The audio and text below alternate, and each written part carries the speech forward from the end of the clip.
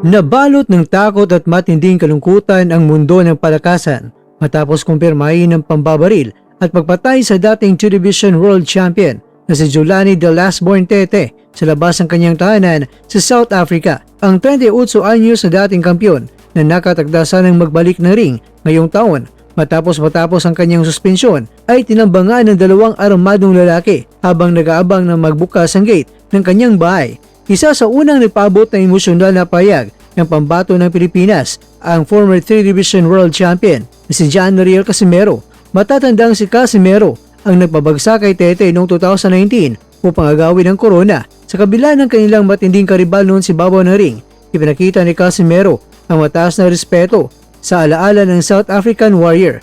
Binalikan rin ng mga boxing fans ang sinabi o payag ni Casimero noon sa mga panahon na mamayagbag pa itong si Tete.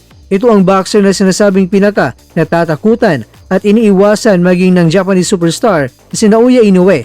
Ipinahayag naman ni Casimero ang kanyang buong pusong pakikiramay. Nakasama natin siya sa lona at itinulak ang isa't isa na ibigay ang ating pinakamahusay sa loob ng ring. Nagulat at nabasag ang aking puso na mabalitaan ang pagpanaw ni Julani Tete, isang tunay na mandirigma at kampiyon. Magpahinga ka sa kapayapaan, champ.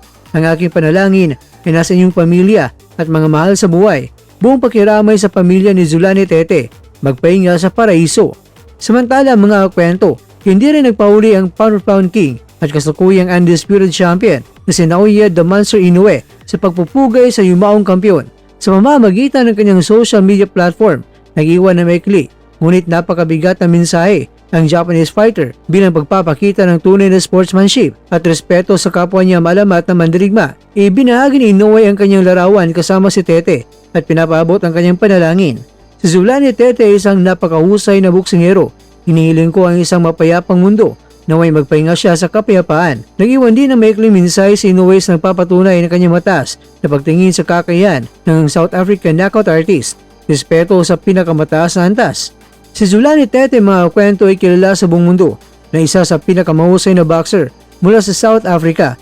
Siya ang mahawak na opisyal na Guinness World Record para sa pinakamabilis na knockout sa kasaysayan ng World Title Fight nang patulugin niya si Boniso Gonya sa loob lamang ng 11 seconds noong 2017. Mga kwento, bagamat pumanaw sa isang malagim na trahedya, ang pangalan at pamana ni Julani Tete ay mananatiling nakaukit sa kasaysayan ng panigdigang boxing. Isang kampiyon na kinatakutan, iginalang at minahal ang kanyang mga katunggali. Mga boxing fans ay nagdadalamhati at rest in peace kay Julani Tete.